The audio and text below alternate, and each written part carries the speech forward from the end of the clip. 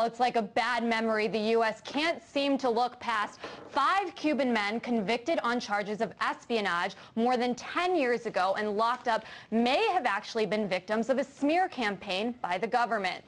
The National Committee to Free the Cuban Five is holding a press conference today. They claim to have evidence proving the U.S. paid tens of thousands of dollars to Miami journalists to spin stories against the 5 men to convince the jury to convict them. The men were arrested in 1996. They claim to be monitoring terrorist groups in Miami as a service to the Cuban government and say the FBI knew of their plans. This press conference brings criticism and questions over what President Obama will do to patch relations with the island nation. Is his stance any different than the last 3 administrations? Well, Gloria La Riva is a former U.S. presidential candidate and one of the main proponents for the release of the Cuban Five, and she joins me now. Thanks so much for being here. So first of all, I want you to give us a little bit more background on who these men are and what exactly happened to them, if you could. Yes, Priya. Well, the Cuban Five are 5 men who came into Miami in the early 1990s in order to infiltrate the terrorist right-wing organizations in Miami that had been financed and armed by the United States government. The Cuban Five's mission was to report on those attacks, to prevent terrorism, to protect their island and the people of their country. And instead, the FBI arrested the Cuban Five in 1998. They were really persecuted in the courts and in the public by this, now we find, many journalists who were paid by the U.S. government secretly while they were covering the case of the 5. They were convicted in 2001 and sentenced to very lengthy terms from 15 years to double life. And I know that today you guys held a press conference and you have proof or more evidence or information that the government was kind of paying these journalists to perhaps sway public opinion down there. Tell us a little bit more about what that new information or evidence is.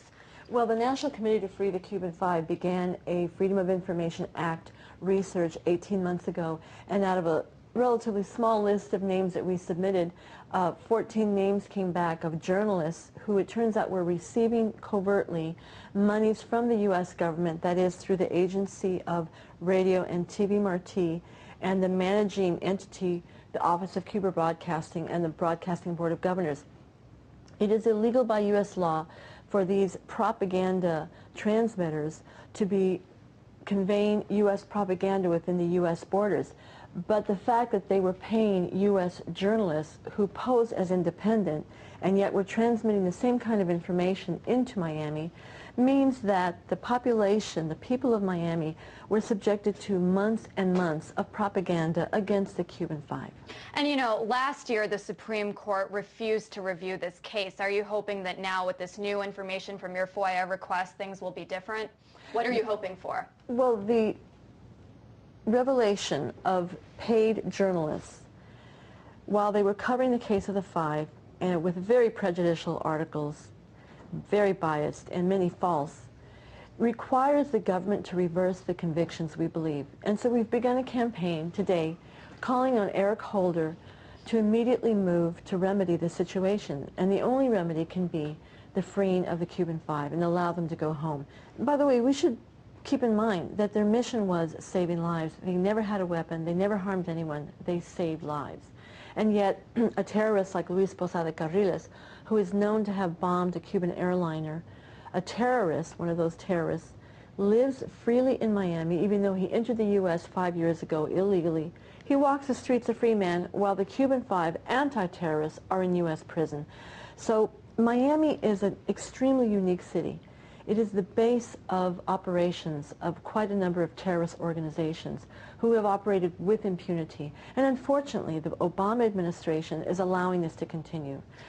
And, you know, I want to ask you about the UN Human Rights Commission and Amnesty International did find that, in fact, this was an unfair trial. How has it been that, you know, the United States can simply ignore those 2 organizations and what they have found?